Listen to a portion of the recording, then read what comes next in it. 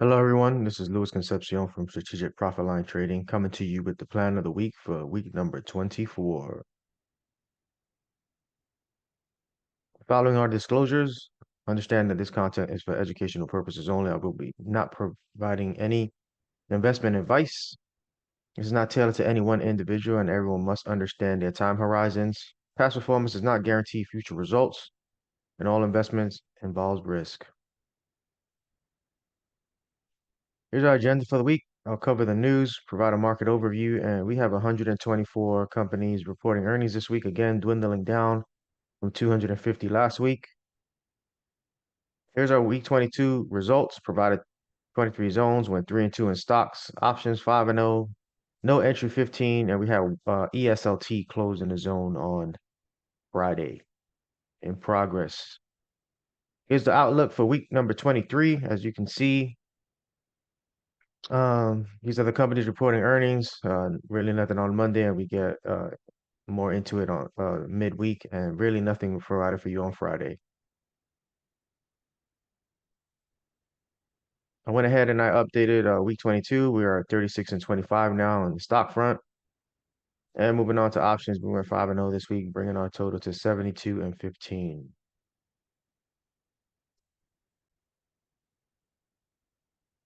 Moving on to the news for the week. For Monday morning, you can see 15 minutes into the open and 30 minutes after the open, we got two reports that are going to affect us and provide us with possible volatility. You got manufacturing PMI and ISM PMI.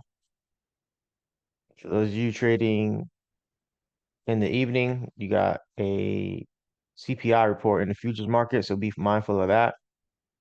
Moving on to Tuesday, 30 minutes after the open, we got the JOLTS job opening report. So we got a job report, and those trading the Australian dollar and Forex, you have a report coming out for GDP post-market, so be mindful of that. Moving on to Wednesday, pre-market, we got non-farm payrolls, so that can affect volatility right into the open for the equity markets, and then the Canadian dollar will be affected 15 minutes after the open.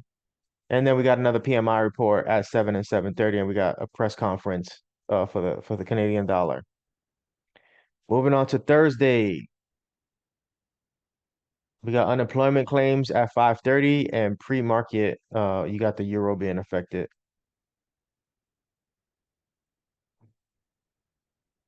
And lastly, on Friday, we have two reports again affecting us on Friday: non-farm employment change and average hourly earnings report, and the unemployment rate. So this week is a lot of news that we're going to be affected, and there's going to be a lot of volatility. So be mindful to your trades, get in and out, or just have a plan. Just understand it's going to be a volatile week.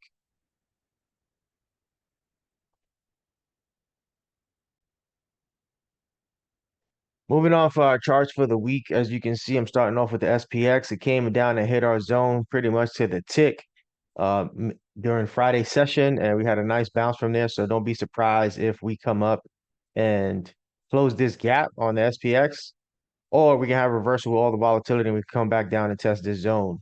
So again, we might have some whippy trading this week, so be mindful of that. With that being said, we just touched this zone, so you can feel free to go ahead and take this zone again at 51.93 to 51.63 on the demand side. And again, in the event of an overshoot and this level doesn't hold again, we have a gap to fill at 5,068 to 5,008. Moving on to the NASDAQ. As you can see, hit the same level, came into it and took off. With that being said, the NASDAQ provides more whipsaw. So I'm gonna take this zone off. You can utilize it yourself. However, I'm just gonna move it down a little bit. And now I'm gonna change it to that because most of our tech stocks have this zone.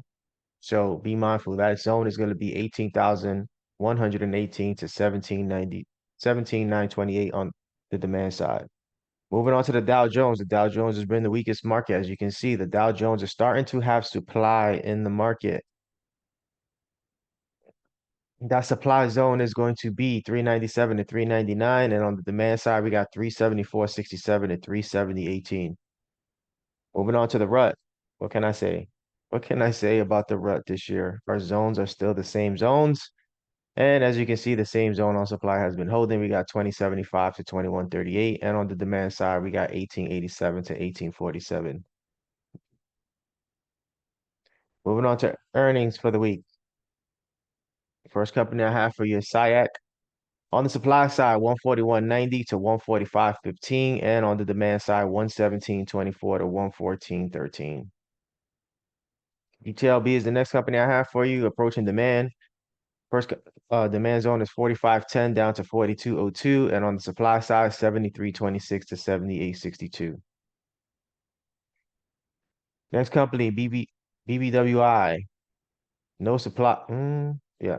On the supply side, 66.80 to 71.74, and on the demand side, 36.97, 34.96. In the event of an overshoot, you have another demand zone right here at 32.78 to 28.51. Next company is DCI. No supply, as you can see, all-time highs were 75.98. On the demand side, I got 67.54 to 65.45. Next company is CrowdStrike. No supply on CrowdStrike. All-time highs was 365. First demand zone I have for you is 237.82 to 228.47. PVH is next. On the supply side, 146.62 to 160.14. On the demand side, 106.26 to 102.51. Next company is Dollar Tree. We got two levels overlapping each other here, so be cognizant of that. We got the 111.15 to 102.35 on the demand side. Then you got the 101.06 to 95.90. On the supply side, 163.28 to 166.70. Moving on to Ali. This is the level that's been holding Ali for quite some time. And that supply zone is 82 even to 86.05. On the demand side, you got 61.35 to 57.23. CPB, Campbell Soup, good old Campbell Soup. On the demand side, 40.11 to 39.42. And on supply side, 50.18 to 52.12. Next company I got for you is Lululemon. Lululemon is working off of this demand zone right now. You got 297.54 to 282.57. And then you got on the supply side, 385.13 to 394.35. Next company I have for you, Five Below. On the demand side, 111.26 to 96.84. In the event of an overshoot, it has another level here at 91.08 to 77.23. On the supply side, you got 169.89 to 185.76. And in the event of an overshoot, you got 221.64 to 237.86. Next company is Visco. As you can see, this is the level that's been holding it. You got 16.45 to 14.27 on the demand side. And then on the supply side, you got 28.37 to 30.79. Next is Smucker's Jelly. Good old Smuckers. On the demand side, we got 87.23 to 81.46, and on the supply side, 139.27 to 147.65. Next company is Toro. On the demand side, 76.31 to 69.98, and on the supply side, 108.49 to 111.94. Next is DocuSign.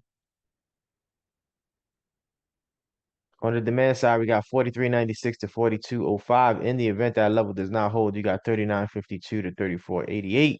And on the supply side, this is the level that's been holding. DocuSign at the moment, 63.91 to 67.06. And on in the event of an overshoot, 72.29 to 77.17. Last company I have for you, IoT. On the demand side, 27.30 and 25.75. And as you can see, all-time highs was 42.28. So here goes your supply zone. There's only a dollar zone, so let's just take it back up to the all-time highs. And that level is going to be 40.58 to 42.29. And that's going to do it for the charts for us this week.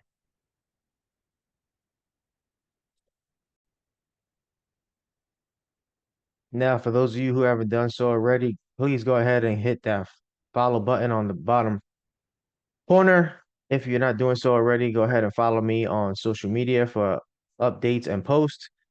Check me out on the website for upcoming courses and classes. And if you have any questions, comments, or concerns, feel free to email me. Till next time, happy trading.